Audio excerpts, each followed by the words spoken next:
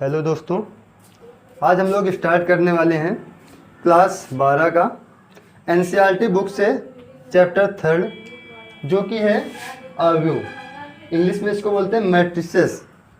अवयव की वैसे इंग्लिश होती है मैट्रिक्स, लेकिन ये जो मैट्रिसेस है ये इसका क्या है, ये प्लूरल फॉर्म है। तो मैट्रिक्स क्या होती है इसके बारे में जानते हैं। जो मैट्रिक्स का सिंबल होता है, जो प्रतीक होता है, वो क्या होता है, ऐसे होता है। और इसको दूसरे बुकों में ऐसे भी दिया हुआ है कि इसको हम लोग ऐसे भी लिख सकते हैं, ठीक है। अब इस पे कोई नंबर हो सकता है,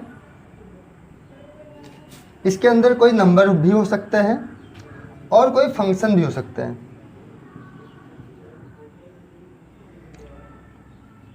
क्या नंबर और फंक्शन कुछ भी हो सकता है।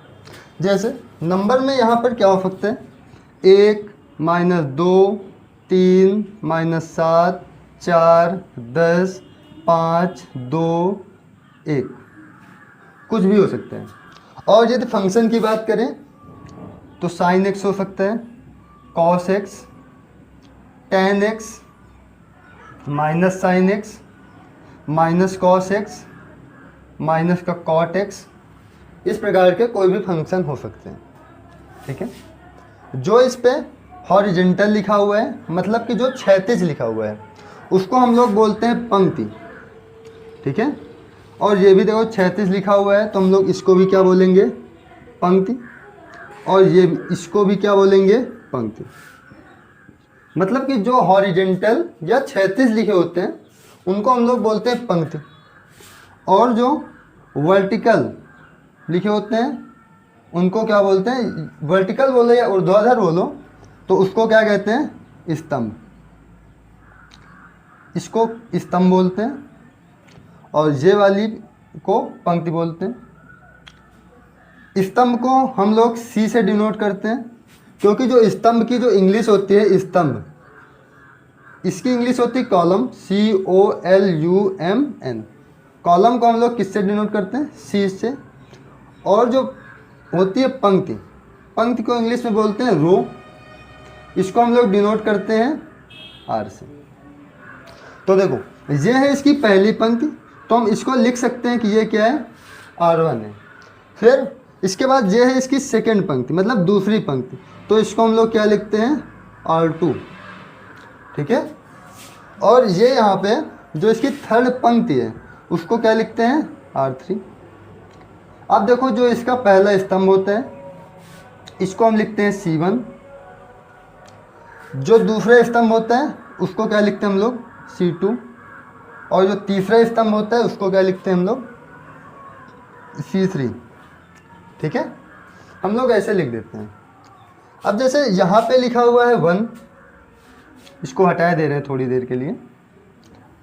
यहाँ पे जैसे हमने कुछ भी लिख दिया, 1, 2, 3, -2, 5, 7, 2, 4, 1, ठीक है। जैसे हमने इसको लिखा तो इसकी कुछ प्लेस वैल्यू होगी कि इसको किससे डिनोट किया जाएगा। जैसे कोई पूछ ले कि 2 कहाँ पर है, तो आप ये थोड़ी ना बताओगे कि सॉरी जो ये 5 है कहाँ पर है, तो आप ये थोड़ी ना बताओगे कि 5 बीच पे है। इसके लिए कुछ वैल्यू होगी, ठीक है। तो हम लोग इस पे पंक्ति को क्या बोलते हैं, I, और स्तंभ को क्या बोलते हैं, J, ठीक है। जबकि इस पे पंक्ति की संख्या आ जाए, पंक्ति की संख्या, इसको डिनोट करते हैं M से, और जो स्तंभ की संख्या होती है उसको डिनोट करते हैं N से। पंक्ति की संख्या को किससे डिनोट करते हैं, M से, और स्तंभ की संख्या को किससे डिनोट करते हैं, N से। तो स्तंभ की संख्या इसको किससे डिनोट करते हैं, N से। तो जो इसका लिखने का तरीका होता है वो होता है A। अब देखो जैसे कोई अवयव है, जैसे हम इधर पे कोई अवयव एक लिए ले रहे हैं, जैसे हमने इधर ले लिया A, B, C, C, B, A, C, B। जैसे हमने एक अवयव ये ले लिया। अब इसको डिनोट किससे करेंगे, तो इंग्लिश अल्फ़ाबेट में किसी भी कैपिटल लेटर से हम इसको डिनोट कर सकते हैं। जैसे हम यहाँ पे ले रहे हैं ए, हमने इसको किससे डिनोट किया, ए से। तो हम इसको क्या लिख सकते हैं, ए is equal to bracket A I जे। आई और जे का मतलब क्या होगा, आई का मतलब वो किस पंक्ति में है, जे का मतलब क्या होगा, वह किस स्तंभ में है। ठीक है। और जो इसका ऑर्डर होता है, जो इसकी कोटि होती है, वो पंक्ति की संख्या और स्तंभ की संख्या का मल्टीप्लाई होता है। जैसे m क्रॉस n। ठीक है। अब इसको लिखने के लिए क्या करेंगे, एक इसको पहले बोर्ड रेस करते हैं फिर बताते हैं।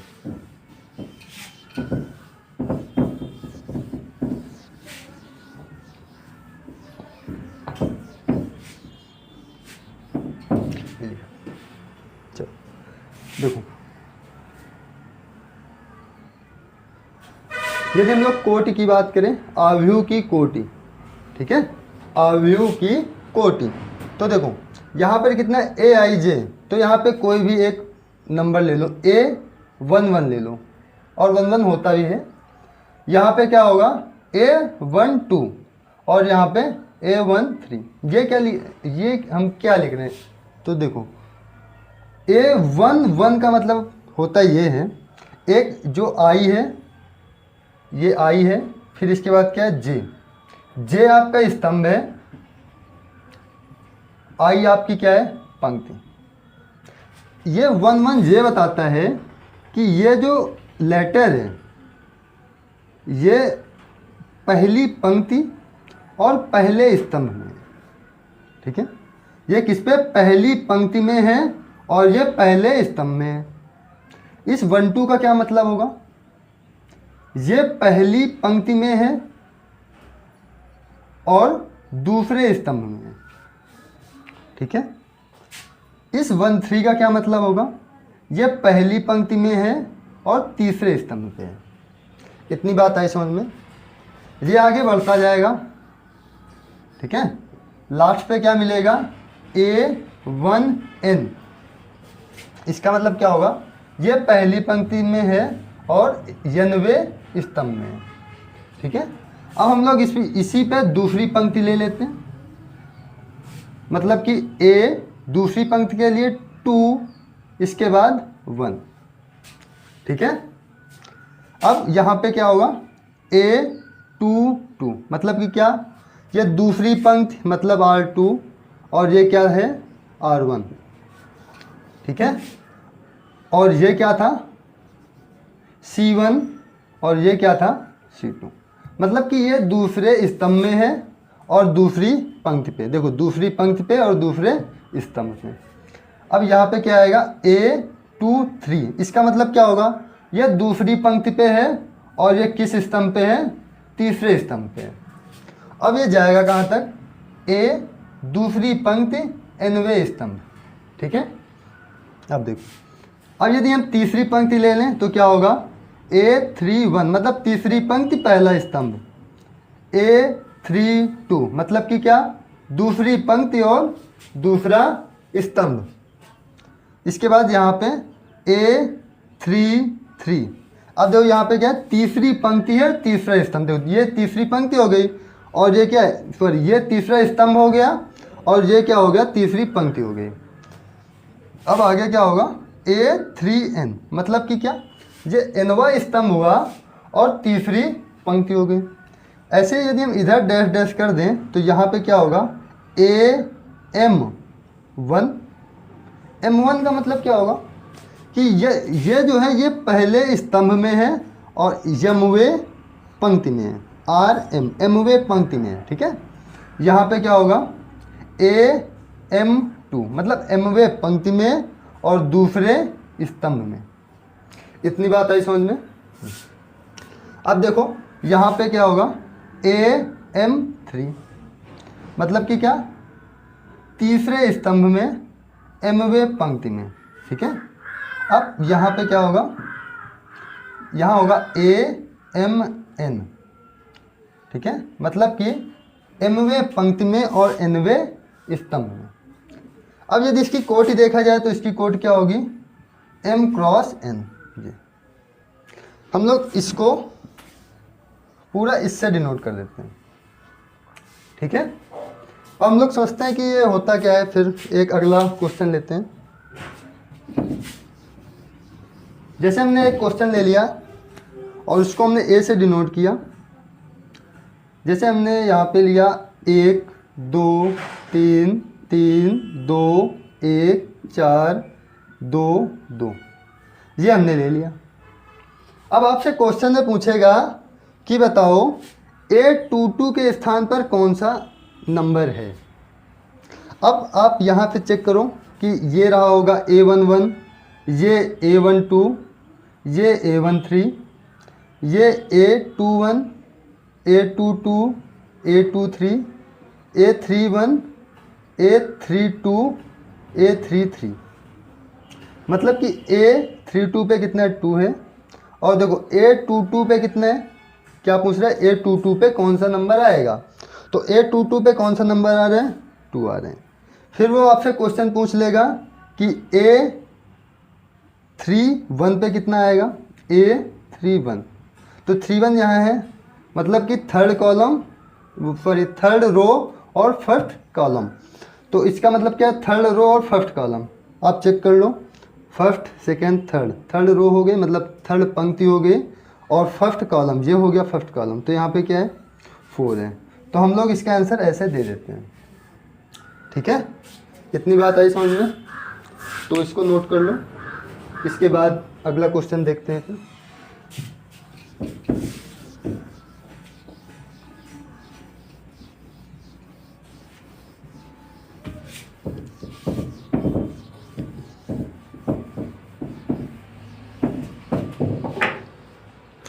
चलो, जैसे हमने यहाँ पे लिखा, अब इस पे समझते हैं कि आव्यूह की कोटि क्या होती है। आव्यूह की कोटि, जैसे हमने एक आव्यूह ले लिया, 1 2 3 4 5 और 6। इस पे आपको कोटि बतानी है कि m क्रॉस n कितना होगा। ट्राई करो, तब तक हम थोड़ी इंक डाल लेते हैं इसमें।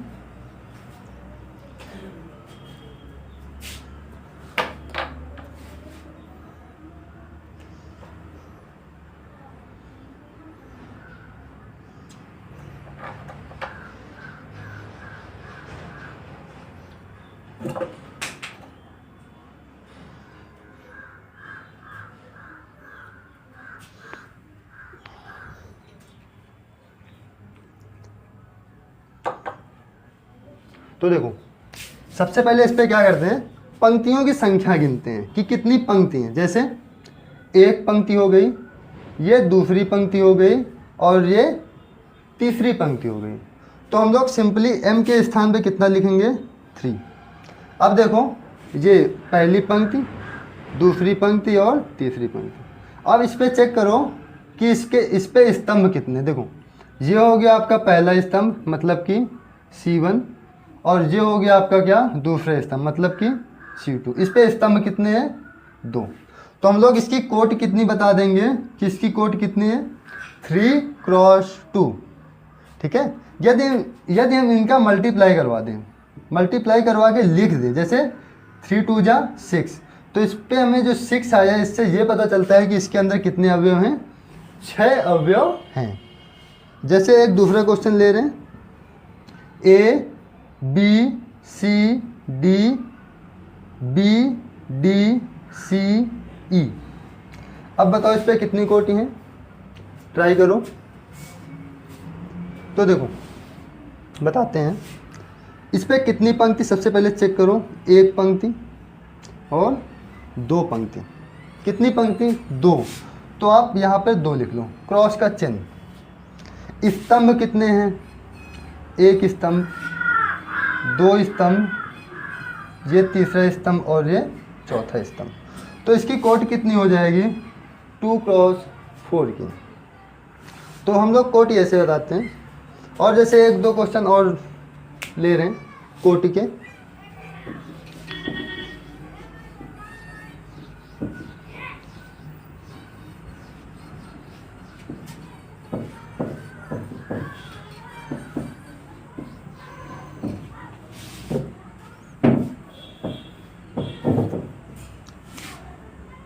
जैसे ए इक्वल टू कुछ ले लो,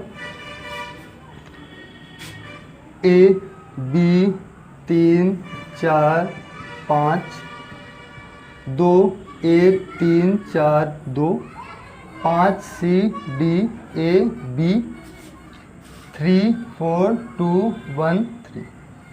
अब बताओ इसकी कोटि कितनी है, कोटि पूछ रहे हैं आपसे। तो देखो एक पंक्ति R1, ये R2 मतलब दूसरी पंक्ति, ये तीसरी पंक्ति, ये चौथी पंक्ति और ये क्या है आपकी पांचवी पंक्ति। वैसे स्तंभ काउंट कर लो, इस पर देखो 5 पंक्ति हुआ तो आप सीधा पहले यहाँ पे 5 लिख लो, क्रॉस का चिन्ह लगाओ। अब देखो इस पे स्तंभ कितने हैं, एक स्तंभ पूरा, ये दूसरा स्तंभ और ये तीसरा स्तंभ और ये चौथा स्तंभ, मतलब कि कितने स्तंभ 4।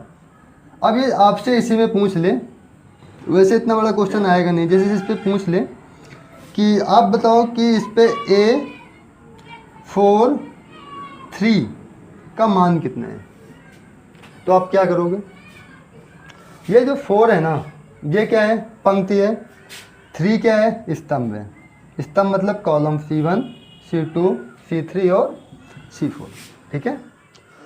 तो A4 मतलब ये 4 मिला, मतलब इस पंक्ति की हमसे बात कर रहे हैं, किस पंक्ति की R4 की। अब स्तंभ में कितने आने 3, मतलब स्तंभ में कितना 3, ये है C3, तो इस पे आगे चलते जाओ तो एक अवयव यहाँ क्या मिला A, तो A4 3 का मान कितना आ गया A। यदि आपसे पूछ ले कि A2 4 का मान बताओ कितना होगा, तो इसके लिए सिंपली 2 का मतलब ये क्या है पंक्ति है, तो सीधा R2 पे आप आ जाओ, R2 पे। अब कॉलम पे कितना जाना है 4, मतलब चौथे कॉलम पे हमें चेक करना है, चौथे स्तंभ पे हमें चेक करना है। तो आप चेक कर लो, ये है आपका चौथा स्तंभ, आप यहाँ से ये ड्रा कर लो, तो आपको ये क्या मिला, यहाँ पे पर कितना है 4, तो A2 4 हमें कितना मिला 4 मिल गया, ठीक है।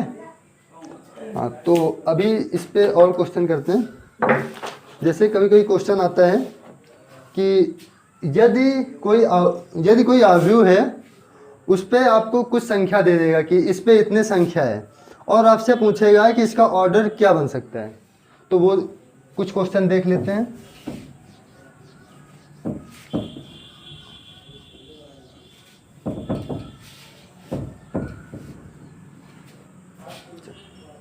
जैसे एक क्वेश्चन हम ले रहे हैं ऐसे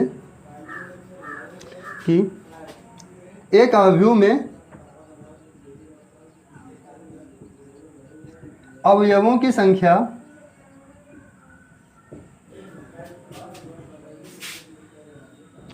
12 है, तो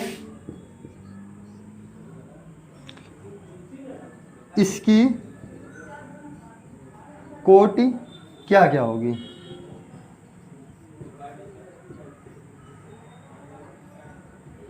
मतलब इस पे कितनी कोटि बनेंगी, ठीक है।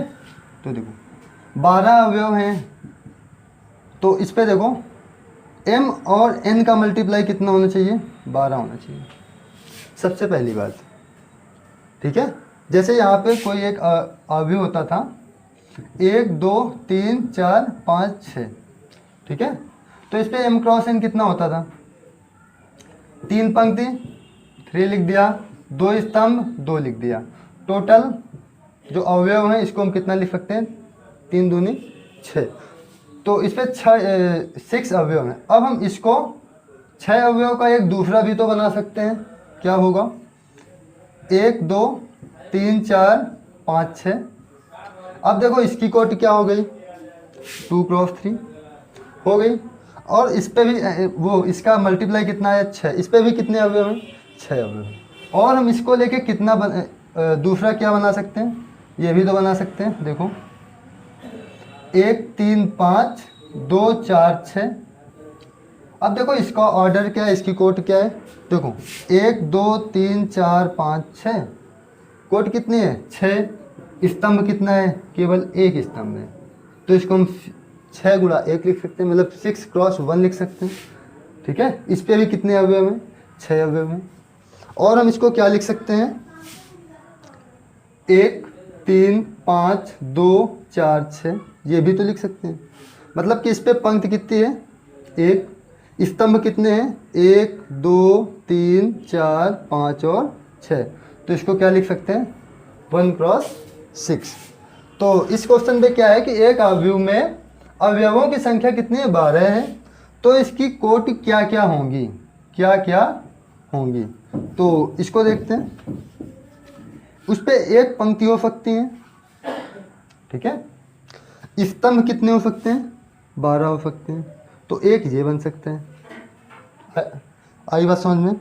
दूसरा क्या बन सकता है, इस पे 12 पंक्ति हो सकती है और एक स्तंभ हो सकते हैं। मतलब कि जैसे इस पे 6 पंक्तियाँ थी, 1 2 3 4 5 6, तो इस पे 12 पंक्तियाँ हो सकती हैं और एक स्तंभ हो सकता है। और क्या हो सकता है, 2 पंक्ति हो सकती है, 6 स्तंभ हो सकते हैं। और क्या होगा, 6 पंक्तियाँ हो सकती हैं, 2 स्तंभ हो सकते हैं। क्लियर है। इसके बाद 3 पंक्तियाँ हो सकती हैं, 4 स्तंभ हो सकते हैं। और इसके बाद क्या होगा, 4 पंक्तियाँ हो सकती हैं और 3 स्तंभ हो सकते हैं। 4 पंक्तियाँ हो सकती हैं और 3 स्तंभ हो सकते हैं। और कुछ बनेगा, और तो कुछ बनने वाला नहीं है।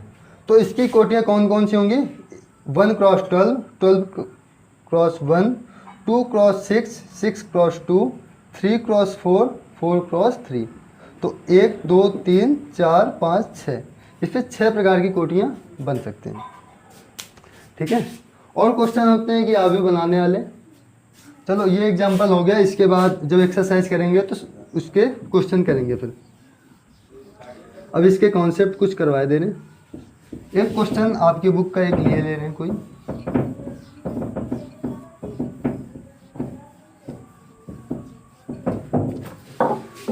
जैसे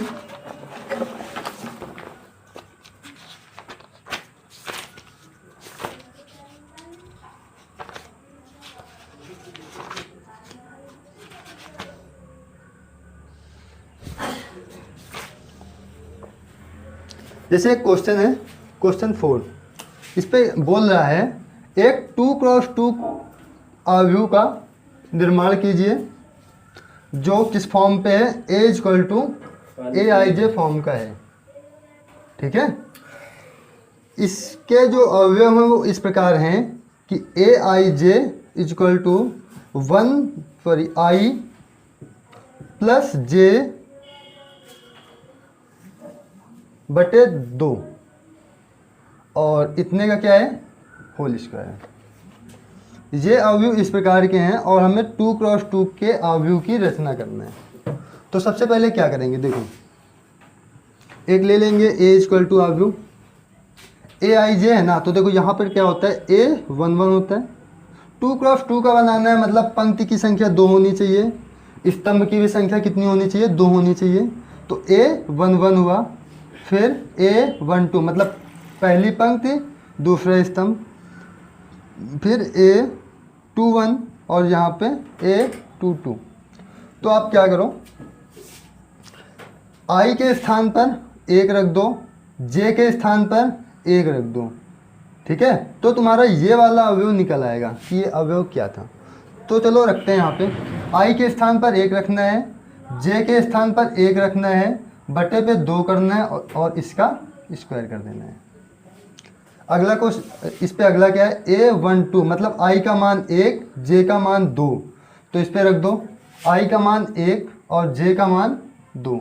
अब इसका क्या करो, होल स्क्वायर कर दो, बटे पे 2 कर दो, जो इस पे लिखा हुआ है। अब यहाँ पर 2 क्या है, पंक्ति है, 1 क्या है, स्तंभ है। मतलब आई का मान 2, जे का मान 1। तो यहाँ पर लिखो आई का मान 2, जे का मान 1, इसका क्या करो, स्क्वायर कर लो, बटे में कितना हो जाएगा, 2, ठीक है। और यहाँ पर ए 2 2 मतलब कि आई और जे के मान कितने हैं, 2 और 2 हैं। तो यहाँ पर 2 लिखो प्लस 2 लिखो, इसका क्या करो, होल स्क्वायर बटे में 2। इतना आया समझ में। इसके बाद इसको सॉल्व कर लो। देखो 1 और 1 कितना होगा 2, और 2 का यहाँ पर क्या है स्क्वायर, तो 2 का स्क्वायर कितना होगा 4, और ये बटे में कितना होगा 2, तो 4/2 यहाँ लिख लेंगे। इसके बाद 2 1 कितना हुआ 3, 3 का स्क्वायर कितना होगा 9, 9/2 यहाँ लिख लेंगे। इसके बाद 2 1 कितना हुआ 3, 3 का स्क्वायर 9, 9/2, 9/2 यहाँ लिख लेंगे। फिर 2 2 4, 4 का स्क्वायर 16, 16/2, तो ये यहाँ पे हो जाएगा। अब जो कट रहा है उसको काट लो, 2 से कटेगा ये कितनी बार जाएगा 2 बार, 2 से ये भी कटेगा कितनी बार जाएगा 8 बार। ठीक है, तो यहाँ पर कितना होगा 2, यहाँ पर 9/2, यहाँ पर फिर 9/2 और यहाँ पर 8। तो जो इसका आंसर हो जाएगा वो कितना हो जाएगा, ये हो जाएगा। ठीक है, नोट करो इसको।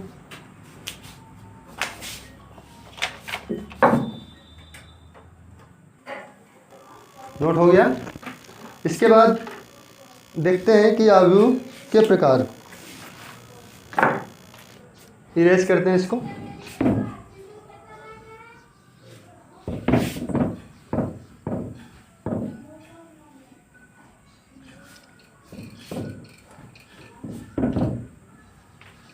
अब क्या देखते हैं हम लोग, अवयव के प्रकार।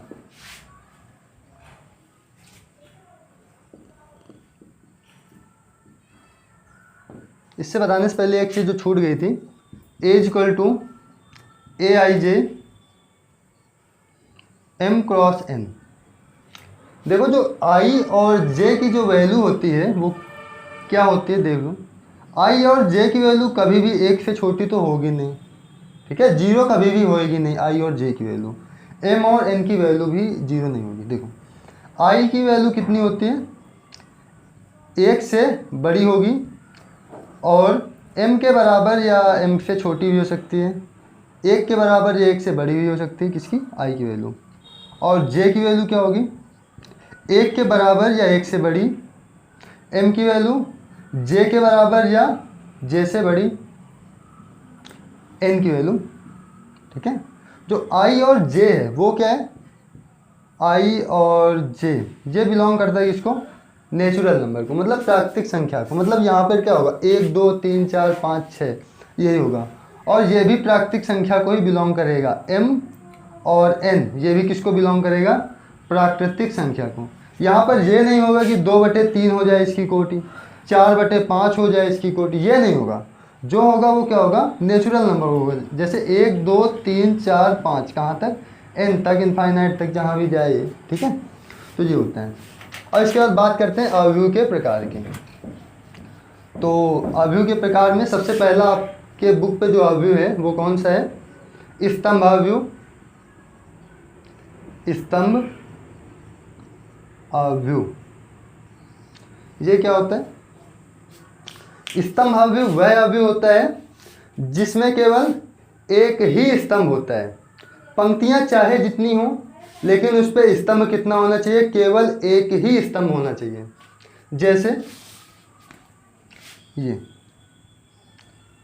यहाँ पे कुछ भी लिख लो, 1 2 3 4, ठीक है, इस पे स्तंभ कितना है, केवल एक स्तंभ है, और इस पे पंक्ति कितनी है, 4 है, 4x1, तो इसका जो कोटि हो जाएगी कितनी होगी, 4x1, ठीक है। और इसको और क्या लिख सकते हैं, स्तंभावयव का एग्जाम्पल पे ABCDEFG। अब देखो इस पे पंक्ति कितनी है, 1 2 3 4 5 6 7, लेकिन जो स्तंभ है वो कितना है, केवल एक है, तो 7 कितना हो जाएगा, 1 इसकी कोटि। तो इस पे क्या लिखेंगे, ऐसा अवयव जिस पर केवल एक ही स्तंभ हो, पंक्तियां चाहे जितनी हो, पंक्तियां चाहे जितनी हो। और इसको ये भी लिख सकते हैं A = AIJ, ठीक है। पंक्तियां m चाहे जितनी हो, लेकिन इस पर जो है स्तंभ केवल एक ही होना चाहिए। इसके कहने का मतलब ये है, ठीक है। इसके बाद जो सेकंड अवयव होता है वो होता है पंक्ति अवयव। पंक्ति अवयव में पंक्ति एक होनी चाहिए और स्तंभ चाहे जितने हों, स्तंभ की संख्या चाहे जितने हों, लेकिन पंक्ति एक होनी चाहिए। तो उसको देखते हैं पंक्ति अवयव क्या होते हैं। दूसरा जो अवयव है वो क्या है, पंक्ति अवयव। इस पे क्या है, पंक्ति एक होनी चाहिए। मतलब कि क्या है, कहने का मतलब कि 1 2 3 4 5 6 पंक्ति कितनी है, केवल एक है। स्तंभ कितने हैं, 1 2 3 4 5 6। इससे भी कोई मतलब नहीं, स्तंभ चाहे जितने हों। दूसरा एग्जांपल जैसे ले लें, sign theta cos theta minus का टेन थीटा। अब इस पे देखो क्या है कि इस पे जो पंक्ति है वो कितनी है, एक है, लेकिन स्तंभ की संख्या कितनी है, 3 है। तो यदि इसका हम वो लिखें, उसको क्या बोलते हैं, काटना पड़ेगा इसलिए, चलने दो काट लेंगे बीच में। अरे इसको क्या बोलते हैं, ऑर्डर। और ऑर्डर को क्या बोलते हैं हिंदी में, कोटि। तो इस पे क्या है कि sign theta cos theta minus tan theta. तो ये कौन सी कोटि क्या है, 1 क्रॉस 3। मतलब कि एक पंक्ति है और स्तंभ कितने हैं, 3 स्तंभ हैं। इस पर क्या है, एक पंक्ति है और स्तंभ कितने हैं, 1 2 3 4 5 6 स्तंभ हैं। तो ये कितने कोटि क्या है, 1 क्रॉस 6। तो यदि इसको स्टैंडर्ड रूप में लिखें तो इसको लिख सकते हैं A=AIJ, और यहाँ पर क्या होगा, 1 क्रॉस n। मतलब कि स्तंभ चाहे जितने हो, लेकिन पंक्ति क्या होनी चाहिए, केवल एक होनी चाहिए। यदि हम इसको हिंदी पे लिखें तो ऐसा अवयव जिसमें पंक्तियों की संख्या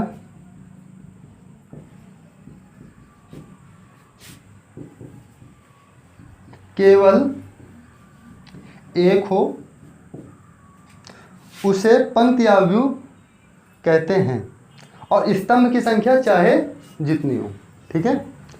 इसके बाद थर्ड जो अवयव है वो है वर्ग अवयव। वर्ग अवयव क्या होता है, ऐसा अवयव जिसमें पंक्तियों और स्तंभों की संख्या बराबर हो, उसे वर्ग अवयव कहते हैं। मतलब कि जो m क्रॉस n है वो जो m है वो किसके बराबर होना चाहिए, n के बराबर होना चाहिए। मतलब कि ये जो होता है A=AIJ m क्रॉस n, इसमें क्या होना चाहिए, m किसके बराबर होना चाहिए, n के बराबर होना चाहिए। जैसे a, यहाँ पर जैसे हम लिख लिया a, तो ये किसके बराबर होगा, 1 क्रॉस 1। मतलब इसकी कोटि क्या होगी, 1 क्रॉस 1 की कोटि होगी। दूसरा एग्जांपल ले लेते हैं, जैसे 1 2 3 4। इस पे देखो पंक्तियों की संख्या कितनी है, एक पंक्ति 2 पंक्ति, स्तंभ कितने हैं, एक स्तंभ 2 स्तंभ। तो इसको क्या लिख सकते हैं, 2 क्रॉस 2 का, ठीक है। इसकी कोटि क्या हो जाएगी, 2 क्रॉस 2। जैसे तीसरा एग्जांपल ले लेते हैं, जैसे हमने यहाँ पे लिखा sine theta cos theta tan theta minus sine theta sec theta और cosec theta minus cos theta minus का टेन थीटा और सेक थीटा। ऐसे हमने कुछ ले लिया। अब देखो ये भी एक वर्ग अवयव है। इस पर क्या है, एक पंक्ति 2 पंक्ति 3 पंक्ति, एक स्तंभ 2 स्तंभ और ये तीसरे स्तंभ। तो जो इसकी कोटि होगी वो क्या होगी, 3 क्रॉस 3 को 3 क्रॉस 3 की कोटि होगी। और इसको लिखेंगे कैसे,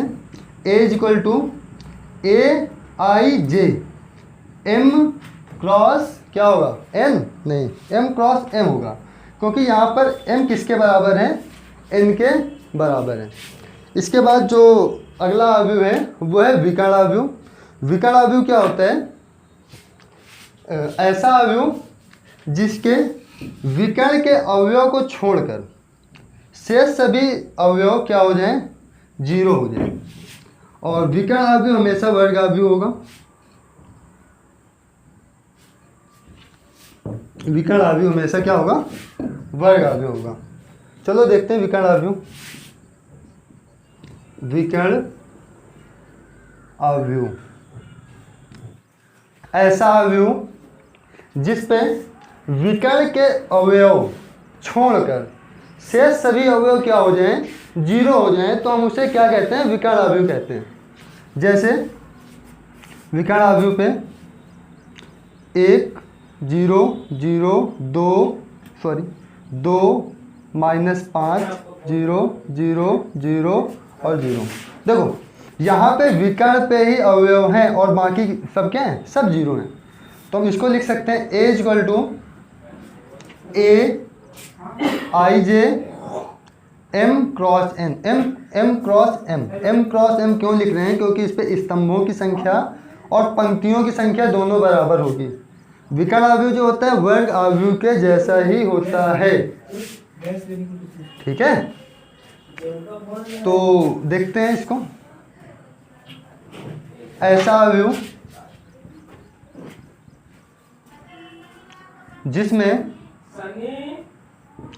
विकर्ण के अवयव छोड़कर शेष सभी अवयव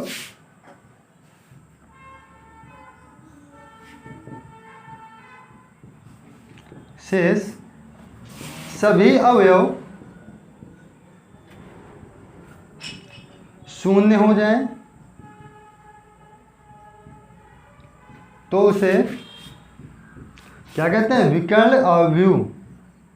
विकर्ण अवयव कहते हैं, ठीक है। तो इसके बाद आता है एक अदिश अवयव। अदिश अवयव देखते हैं क्या होता है। अदिश अवयव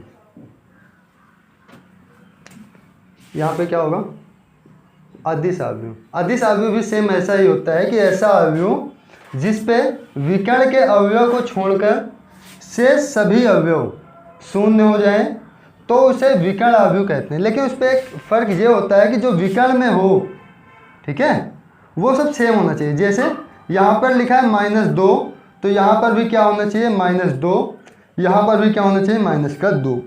जैसे इस पर लिखा है ओमेगा 0 0 0, ओमेगा 0 0 0 और ओमेगा, मतलब कि जो विकर्ण पे अवयव हों वो सब क्या होने चाहिए, जो विकर्ण के अलावा जितने भी अवयव हैं वो सब शून्य होने चाहिए। कहने का मतलब ये है। इसके बाद आता है तत्समक अवयव, जो कि इम्पॉर्टेंट है बहुत ज़्यादा। तो देखते हैं क्या होता है वो।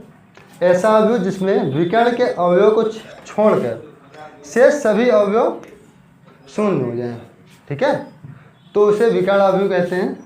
और उस पे था, इस पे लिख लो इकाई अवयव। इकाई अवयव।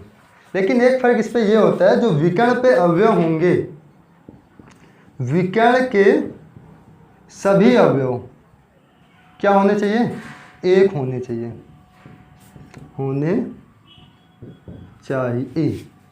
मतलब कहने का मतलब क्या है कि यहाँ पर जैसे 1 लिखा है, 0 0 0 1 0 0 0 1, ये सब होंगे वर्ग अवयव। लेकिन इस पे विकर्ण के जितने भी अवयव होंगे वो सब क्या होंगे, एक होंगे। और इसको प्रदर्शित करते हैं किससे, आई से, ठीक है। अब देखते हैं ये किस कोटि का है, 3 क्रॉस 3 कोटि का है। जैसे हमें इसको 2 क्रॉस 2 कोटि का लिखना हो तो क्या लिखेंगे, 1 0 0 1, तो ये हो गया 2 क्रॉस 2। और इसको भी किससे प्रदर्शित करते हैं, आई से। और जो थर्ड होता है 1 क्रॉस 1 का, उसको किससे लिख देते हैं, 1 से।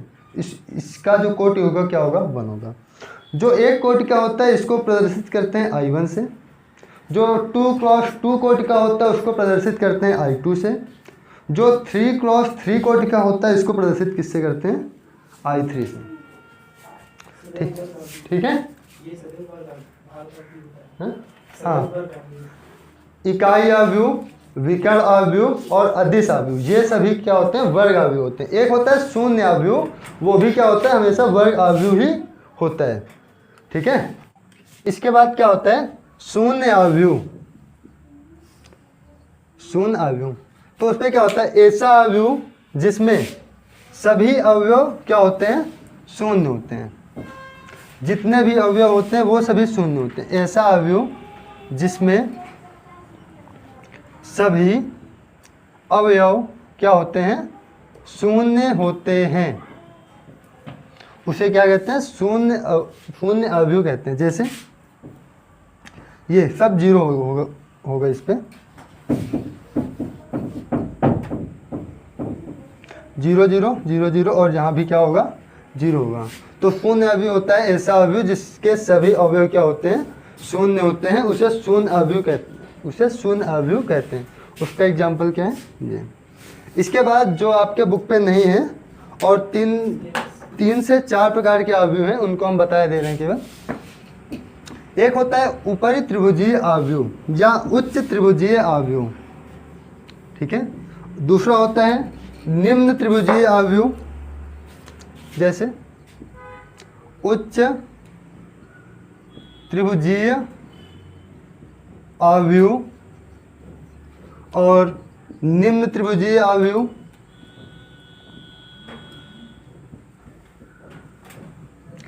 उच्च त्रिभुजीय अवयव का मतलब ये होता है कि विकर्ण के नीचे के सभी अवयव क्या होने चाहिए? शून्य होने चाहिए। जैसे 1 2 3 2 4 और यहाँ पर 6 कर लो, 0 0 0। ये अवयव कैसा अवयव है? उच्च त्रिभुजीय अवयव है। मतलब कि विकर्ण के नीचे के जितने भी अवयव हैं वो सब क्या होने चाहिए? शून्य होने चाहिए। जो निम्न त्रिभुजीय अवयव होता है वो क्या होता है कि विकर्ण के ऊपर के जितने भी अवयव हैं वो सब शून्य होने चाहिए। जैसे 1 0 0 2 4 0 3 6 2, यहाँ पर कुछ भी लिख लो। लेकिन जो विकर्ण के ऊपर के जितने भी अवयव हैं वो सब क्या होने चाहिए? शून्य होने चाहिए। उसको कहते हैं निम्न त्रिभुजीय अवयव। इसके बाद 2 अवयव और हैं, स्तंभ अवयव के जैसे एक होता है क्या होता है? क्षैतिज अवयव। एक होता है ऊर्ध्वाधर अवयव। क्षैतिज अवयव में क्या होता है कि इसमें पंक्तियों की संख्या जो होती है वो स्तंभों की संख्या से कम होती है, या हम ये कहते हैं जो m होता है पंक्तियों की संख्या, जो n होता है स्तंभों की संख्या, इससे ये क्या होता है? कम होता है। इसका मतलब जैसे ये होगा 2 4 6 3 1 0, ये होता है। ठीक है, तो ये यदि हम पूछें कि किस कोटि का अवयव है तो इसका आंसर क्या होगा? इस पे पंक्ति कितनी है? 2 पंक्ति हैं और इस पे स्तंभ कितने हैं? 3 स्तंभ हैं, तो 2 क्रॉस 3। तो ये हुआ क्षैतिज अवयव। इसके बाद जो ऊर्ध्वाधर अवयव होता है उस पर क्या होता है? उस पर जो पंक्तियों की संख्या होती है स्तंभों की संख्या से क्या होती है? ज़्यादा होती है। जैसे 1 2 3 4 5 6। ठीक है, यदि इसके कोटि की बात करें तो इसकी कोटि क्या हो जाएगी? 3 क्रॉस 2। इसकी कोटि 3 क्रॉस 2 की हो जाएगी। इसके बाद आता है समान अवयव। तो समान अवयव हम लोग अगले क्लास में पढ़ेंगे। समान अवयव पढ़ने के बाद हम लोग चैप्टर 3.1 करेंगे कल।